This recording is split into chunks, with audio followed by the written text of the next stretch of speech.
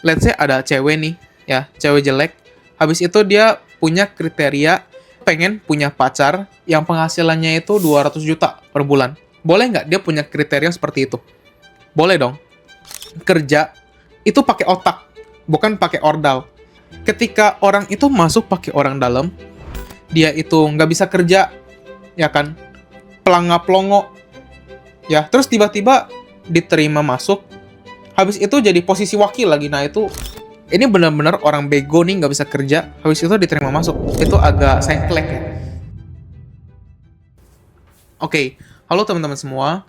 Selamat datang di podcast kedua kita. Ya, di podcast kali ini mungkin sama seperti podcast pertama, di mana kita akan ngebahas soal karir dan pekerjaan. Ya, cuman kemungkinan hari ini itu akan jauh lebih daging. Ya, dan di depan gua ini, seperti biasa, ada video editor gua yang malu nampilin mukanya. Ya, soalnya dia bilang masih podcast kedua, ya, masih malu-malu. Jadi kemungkinan podcast hari ini itu akan menjadi podcast satu arah. Tapi hopefully, tetap ini bisa kasih insight ke teman-teman, dan kalian tetap bisa enjoy dengan video kali ini. So, tanpa berlama-lama, kita langsung masuk aja ke podcast pertama kita. Podcast kedua kita. Lanjut. Jadi, menurut lo di 2026 ini, gimana kondisi cari kerja di Indo? Oke, menurut gua di 2026 ini, kondisi cari kerja di Indo kemungkinan akan lebih mudah. Karena apa? Karena lu lihat sendiri Menteri Keuangan kita, gitu kan. Dimana Pak Purbaya udah taruh 200 triliun di Himbara yang bisa dipinjam ya sama pengusaha. Plus, industrinya itu benar-benar dijaga loh. Jadi, impor-impor ilegal itu benar-benar di stop gitu. Di stop, dirazia, ya kan. Dan yang dirazia itu yang penting-penting. Kayak misal rokok ilegal, ya. Buat teman-teman yang nggak tahu, total ada 6 juta orang yang hidup di industri rokok legal, ya. Terus, let's say yang kedua itu produk tekstil ilegal gitu kan. Nah, ini kan sebenarnya adalah industri yang padat karya, di mana menyangkut kehidupan banyak orang, yang kalau misalnya ini, yang ilegal-ilegal ini di stop, pasti kan demand-nya akan balik ke lokal, ya kan? Dan ketika itu balik ke lokal, itu pasti akan menambah pekerjaan yang banyak. Soalnya mereka adalah industri-industri yang padat karya. Jadi menurut gua, ya Pak Purbaya ini the best. Ya, kebijakannya the best. Dan apa yang dia lakuin itu sangat-sangat bagus untuk perekonomian. Ya, ketika perekonomian bagus, ya pekerjaan sudah pasti bertambah sih. Jadi menurut gua, di tahun 2026 ini, harusnya perekonomian Indo semakin bagus, pekerjaan juga semakin banyak. Lanjut? Oke, kita ganti ke topik lain ya. Oke. Apa alasan orang yang umur senior itu lebih susah cari kerja? Oke, alasan kenapa orang yang umur senior itu lebih susah cari kerja. Pertama, ya, kalian ngebayangin posisi kalian sebagai seorang pengusaha. Pastinya, ketika kalian itu butuh karyawan yang kerjain entry level, ya hal-hal yang entry level, pastinya kalian mau orang-orang yang fresh kan. Yang dimana mungkin lebih paham teknologi, habis itu pastinya ketika pekerjaan tersebut entry level kan mungkin gajinya nggak tinggi ya. Dan para pengusaha itu mikir, kayak misal orang yang udah tua ini, yang udah senior maksudnya, itu kan pasti kebutuhannya itu lebih gede dibandingkan orang-orang yang mungkin baru fresh graduate. Jadi ketika gaji mereka itu nggak cukup, ya mereka itu rawan pindah. Dan sebagai pengusaha, kalau misalnya kita udah ngajarin orang, kan capek ya buat ngajarin yang baru. Jadi itu mungkin salah satu alasan kenapa orang yang lebih tua, ya yang lebih senior, itu agak sulit buat dapat kerja. Ya, terus let's say yang kedua nih, menurut gue ini jadi sebuah concern juga ya, dimana gini, ya kalian itu let's say umurnya 30, ya kan? Kalau kalian mau hire orang yang umurnya 45, kan agak susah, dimana kalau misalnya kalian mau perintah kan agak gak enak kan, ya. Karena budaya Indo kan masih yang dimana menghargai orang yang lebih tua. Jadinya kalau misalnya kita mau nge-hire orang, ya preferably ya pasti orang-orang yang umurnya itu lebih rendah, supaya pada saat kita kasih instruksi lebih enak. Ya, cuma jangan khawatir, teman-teman. Ya, ketika umur kalian itu mungkin udah senior, kalian tetap bisa dapat kerja. Cuman mungkin pekerjaannya itu yang butuh skill khusus. Kayak misal video editor, atau misal skill-skill yang kayak manager gitu kan. Nah, itu kan dimana skill-skill khusus yang dimana memang butuh keahlian yang berbeda. Ya, jadi kalian bisa apply di tempat-tempat yang memang butuh kalian khusus, ya, supaya kalian itu lebih cepat sih keterima kerja. Terus kalau misalnya kalian nggak punya skill khusus. Juga ada sih beberapa kerjaan yang mungkin nggak sensitif ya sama umur ya. Contohnya adalah jadi ART. Ya, lu kan pasti banyak kan lihat banyak ART yang umurnya itu udah 40, 50 ya dan masih bekerja. Nah, itu mungkin kalian harus cari pekerjaan-pekerjaan yang kayak gitu sih ya. Kurang lebih seperti itu. Nah, kalau ini yang berseberangan nih, di Hmm. mana mereka udah dapat kerja, tapi sering banget ganti-ganti. Gimana tanggapan lu tentang Gen Z sekarang yang terlalu cepat ganti kerja? Oke, sebenarnya kalau misalnya kita ngomong ganti kerja sendiri, itu nggak ada masalah. Ya, ketika kalian itu merasa di perusahaan lama itu kalian nggak bisa kembang, kalian mau ganti ya sebenarnya nggak apa-apa.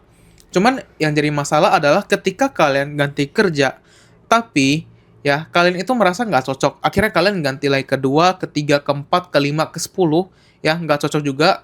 Itu kemungkinan besar kesalahannya bukan di perusahaannya, tapi di kaliannya. Jadi kalian harus cek nih, ya kalian itu pindah-pindah karena memang sukanya pindah-pindah, atau memang kalian itu merasa nggak cocok. Kalau misalnya kalian merasa nggak cocok, mungkin ada yang salah di diri kalian. Jadi kalian harus analisis lagi, karena ini berhubungan dengan pribadi kalian. Kalau misalnya kalian itu memang suka pindah-pindah, ya go for it. Ya, cuman kalau misalnya kalian memang nggak pengen pindah-pindah, tapi kalian merasa nggak betah di 10 tempat, ya, yang let's say di 10-10-nya kalian nggak cocok, ya mungkin kesalahannya di kalian. Lanjut. Ada gak sih satu rules yang bisa bikin orang cepet banget buat keterima kerja? Oke, satu rules yang bikin orang lebih cepat keterima kerja. Sebenarnya gini teman-teman, pada saat kalian itu cari kerja, gue yakin banget, pasti dari kalian itu mikirnya, aduh, gimana ya cara gue dapat kerja ya? Kok gue udah apply 100 kali, 200 kali, tapi nggak keterima-terima juga ya? Terus akhirnya kalian stres, terus kalian jadi pusing. Ya sebenarnya nggak apa-apa teman-teman, karena itu adalah hal yang wajar, tapi jangan sampai ketika kalian itu frustasi, terus stres, kalian itu jadi berhenti buat cari solusi. Ya, kalian itu mungkin harus pakai POV dari seorang pengusaha, di mana seorang pengusaha meng-hire karyawan kan pasti mereka ingin pekerjaan mereka cepat selesai kan. Nah, ketika kalian itu udah tahu para pengusaha itu pengen pekerjaannya cepat selesai, maka yang harus kalian lakuin adalah kalian coba cari ya kira-kira apa kontribusi yang bisa kalian kasih di perusahaan tersebut ya. Jadi itu mindsetnya. Ketika mindsetnya itu sudah benar, langkahnya benar, maka kemungkinan besar kalian itu pasti akan lebih cepat buat dapat kerja. Jadi itu sih rules-nya. Lu boleh sharing dikit gak cari kerja show skemanya seperti apa? Oke, jadi buat teman-teman yang nggak tahu, gue ada bikin namanya Cari Kerja Show, di mana gue ngebantu orang ya cari kerja secara gratis, nggak bayar sama sekali, di mana gue bantu review CV-nya, habis itu gue bantu kasih saran dia itu harus apply di mana. Ya, sama sekali nggak bayar, free. Cuman gini, skemanya adalah ketika gue itu cari kerja buat orang lain, hal pertama yang gue pikirin sebenarnya itu bukan diri dia, tapi para pengusahanya dulu. Karena gue nggak pengen ketika gue bantu orang dapat kerja nih, terus keterima, ternyata dia itu nggak perform. Ya ternyata setelah dia kerja di sini, si pengusaha itu merasa, wah ini orang nggak bisa perform gitu kan. Habis itu ternyata masuk, tapi nggak bisa kerja kan, gue nggak pengen juga kayak gitu kan. Soalnya itu kayak ngejelekin nama gue juga. Jadi, hal pertama yang gue pikirin pasti pengusahanya. Ya, kira-kira ini orang bagus gak? Ya, kira-kira ini orang bisa kerja nggak? Baru gue bantu cari. Kalau misalnya nggak bisa, ya gue nggak akan bantuin. Meskipun dia udah apply, tapi kemungkinan besar gue nggak akan ngebantu sih. Gue melihatnya itu dari kedua belah pihak. Pokoknya kedua belah pihaknya diuntungkan, ya pasti gue akan ngebantu gitu. Ada gak kriterianya kayak gimana yang akan dibantu cari kerja? Kriterianya itu sebenarnya simpel. Pertama pasti orangnya baik-baik, habis itu jujur, ya kan, terus nggak main judol, habis itu nggak pinjol, ya gini. Kadang itu di Indonesia agak lucu ya, dimana kita itu kan cari kerja supaya kita bisa bayar hutang. Tapi para pengusaha itu nggak pengen tahu itu. Yang pengen dia tahu adalah pekerjaannya cepat selesai kan. Nah, yang ada di pikiran mereka, kalau misalnya kalian itu punya hutang, kalian itu pasti akan pusing. Soalnya kan yang namanya hutang itu pasti ditagih kan. Ditagih sama rentenir, akhirnya kalian jadi pusing dan nggak bisa kerja. Ya tentu para pengusaha nggak pengen hal tersebut. Jadi pastinya ketika para pengusaha ini mencari karyawan, mereka akan cari orang yang nggak pinjol. Lanjut. Ada tips tambahan nggak supaya makin disayang sama si bos? Oke, tips tambahan ya. Mungkin ini kedengarannya simple, cuman ketika kalian itu kerja, jangan banyak alasan. Ya, jangan tiba-tiba eh, nenek kalian sakit lah, habis itu kucing kalian ketabrak truk. Nah, itu menurut gua adalah hal-hal yang sebenarnya kita nggak perlu sih. Jadi menurut gua ketika kerja sama orang, ya jangan jadi orang yang banyak alasan. Palingan kayak gitu sih, nggak ada lagi. Nah, ini mungkin yang sering jadi permasalahan loker Indo nih kok. Mm-mm. Kenapa loker Indo sering kasih job desk di luar nalar, tapi gajinya tuh rendah? Oke, kenapa loker Indo sering kasih job desk yang di luar nalar tapi gajinya itu kecil ya menurut lu ya? Iya, betul. Oke, sekarang mungkin gue analogikan seperti ini sih. Let's say ada cewek nih, ya, cewek jelek. Habis itu dia punya kriteria, dia itu pengen punya pacar yang penghasilannya itu 200 juta per bulan. Habis itu tinggi badannya 2 meter. Boleh nggak dia punya kriteria seperti itu? Boleh dong. Nah, sama, tinggal kaliannya aja nih. Ya, kira-kira kalian bisa nggak? Ya, kalian mau nggak dengan kriteria yang seperti itu? Kalian mau nggak pacaran sama dia? Apakah kalian bisa menyanggupi? Kalau misalnya kalian sanggup, ya silakan. Kalau misalnya menurut kalian itu standarnya ketinggian, ya kalian cari pacar yang lain dong. Sama seperti di kerjaan. Ketika loker yang dibuka itu, let's say butuh selangit lah pokoknya. Selangit, ya kan? Kriterianya selangit, habis itu gajinya kecil, ya menurut gue gini sih, kalau misalnya memang gak cocok ya kita cari aja yang lain. Karena kan kita nggak dipaksa untuk ngambil pekerjaan tersebut kan. Jadi jangan banyak komplain, kalau misalnya cocok ambil, gak cocok ya kalian tinggal cari yang lain sih. Kurang lebih kayak gitu. Nah, kenapa orang jelek susah banget cari kerja? Orang jelek susah cari kerja. Pada saat lu ngomong orang jelek susah cari kerja, gue kepikiran satu orang loh. Coba tau gak? Siapa tuh? Cuman jangan gue sebut lah. Ya, mungkin intinya gini. Memang ada beberapa pekerjaan yang butuh penampilan. Let's say kalau kalian mau jadi SPG atau kalian mau jadi artis yang mungkin penampilan itu butuh kan. Jadi memang kalau misalnya kita punya penampilan yang menarik, itu akan lebih diuntungkan, dimana kita bisa kerja di pekerjaan-pekerjaan yang butuh penampilan. Cuma kalau misalnya memang penampilan kurang mendukung, ya mungkin kalian cuma dapat dua pilihan nih. Ya pertama, kalian perbaiki penampilan kalian, yang which is agak susah ya menurut gua. Kalau misalnya gua, mungkin gua akan lebih pilih opsi yang kedua, dimana gua cari pekerjaan-pekerjaan yang memang nggak butuh penampilan sih, gitu. Oke, kenapa banyak orang kerjanya bukan di bidang kuliahannya? Oke, kenapa orang itu kerja nggak sesuai sama jurusannya? Ya, ini sebenarnya ada datanya, ya, supaya lebih lengkap. Mungkin gue akan ambil laptop gue ke sini, terus gue jelasin ke teman-teman. Oke, so stay tune. Oke, nah ini menarik. Kalau kita lihat by data, ini data yang SMK ya, soalnya gue nggak ketemu yang sarjana, di mana ini data dari UI nih, ya. 61,58% pekerja itu kerja nggak sesuai sama jurusannya. Jadi dia belajarnya A, dapat kerjanya itu B, ya kan? Dan 10,13% itu over education, di mana pendidikan dia itu jauh lebih tinggi daripada apa yang kerjaan dia butuhin. Ya, di mana kerjaan dia, let's say yang dibutuhin itu cuma SMP. Ya, terus dia sampai di SMK gitu kan. Nah, kurang lebihnya seperti itu. Jadi, menurut gue ini agak lumayan gede ya persentasenya ya. Mungkin bisa terjadi karena beberapa faktor sih. Pertama karena memang kurikulum yang gak relevan. Habis itu juga bisa karena pertumbuhan lapangan kerja yang gak seimbang gitu. Cuman artinya kan gini loh. Ketika angkanya itu ada di 64%, artinya kemungkinan besar ya apa yang kita pelajari di sekolah itu nggak kita gunain di pekerjaan kita. Jadi menurut teman-teman, sekolah itu scam gak nih? Coba tulis di kolom komentar. Kalau menurut lu? Jawaban gua mungkin akan sama dengan mayoritas yang ada di komen. Ya, jadi coba kalian komen, kira-kira kalian itu pada saat belajar di sekolah, kepake nggak di kerjaan kalian?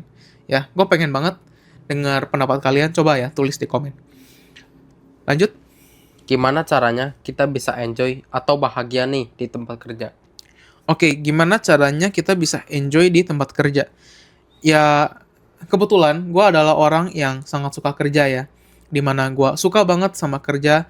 Hobi gue bukan padel, hobi gue bukan main biliar, tapi hobi gue itu kerja, teman-teman. Jadi memang gue itu agak sengklek ya. Jadi karena gue itu suka kerja, gue merasa setiap apa yang gue kerjain itu nggak ada beban sih. So, kalau misalnya kalian itu tanya gimana caranya nggak ada beban di kerja, kalian harus find a purpose. Ya, kira-kira tujuan kalian kerja itu apa, supaya kalian itu nggak merasa terbebani. Ya, nggak merasa terbebani, akhirnya kalian bisa enjoy kerjaan tersebut.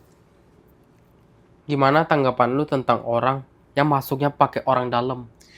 Oke, gimana tanggapan gue tentang orang yang masuknya itu pakai orang dalam? Menurut gue gini sih, kerja itu pakai otak, bukan pakai ordal. Ya, ketika orang itu masuk pakai orang dalam, ini mungkin banyak yang salah kaprah ya, dimana mereka menganggapnya itu orang dalam, ini benar-benar orang bego nih nggak bisa kerja, habis itu diterima masuk. Enggak, ya. Ada beberapa yang gue lihat memang orangnya ini bisa kerja, ya kan? Terus kebetulan si B ini itu udah kenal sama si orang yang bisa kerja ini. Akhirnya karena dia kenal, ya udah dia masukin aja. Ya, jadi nggak selamanya orang dalam itu orang yang nggak bisa kerja, cuman gara-gara kenalan omnya, kenalan bapaknya dia bisa kerja. Nggak seperti itu teman-teman. Ya, jadi banyak yang salah kaprah. Menurut gua kalau misalnya pakai orang dalam seperti itu sih nggak masalah sih. Ya, semua orang pasti juga akan refer ke temennya yang mungkin dia udah kenal, ya kan, supaya bisa kerja dan itu menurut gua sah-sah aja. Yang nggak sah-sah aja adalah ketika dia itu nggak bisa kerja, ya kan, pelangap-pelongo, ya, terus tiba-tiba diterima masuk, habis itu jadi posisi wakil lagi, nah itu lebih ngeri lagi bro. Ya, jadi menurut gua kalau misalnya memang punya bakatnya ya sah-sah aja. Yang salah tuh yang kayak tadi. Lanjut. Kalau disuruh pilih, lebih mending pilih freelance atau kerja kantoran? Oke, kalau gua akan lebih pilih freelance. Soalnya gini, ya, ketika kita itu freelance, kan kita itu nggak butuh yang namanya itu keterikatan ya, dimana lu nggak perlu kerja 9 to 5, habis itu lu juga bisa punya penghasilan yang tanpa batas. Cuman kalau misalnya gua itu nggak punya skill sama sekali, pasti gua akan kerja kantoran dulu lah. Gua kerja kantoran nih, ya setelah gua udah dapat skillnya di sana, setelah gua udah dapat ilmunya, baru gua akan keluar, nggak freelance. Oh, berarti lebih pilih freelance. Betul, gue akan lebih pilih freelance karena ketika kita itu freelance kita punya penghasilan yang gak ada batasnya sih. Ya, dan gue juga lebih suka pekerjaan yang 24 jam, bukan 9 sampai 5. Ya, memang agak gila. Jadi gue akan kalau misalnya disuruh pilih antara dua itu pasti gue akan lebih pilih freelance. Kenapa orang pintar malah lebih susah cari kerja? Orang pinter lebih susah cari kerja. Nah, ini mungkin gue belum ketemu datanya ya teman-teman ya. Harusnya orang yang pinter itu dia malah lebih gampang buat dapat kerja gitu kan. Jadi gue itu adalah orang yang ngomong berdasarkan data dan fakta. Kalau misalnya memang gue itu nggak ketemu datanya dan memang nggak ada datanya ya, gue nggak akan ngomong. So, untuk pertanyaan ini mungkin gue nggak komen.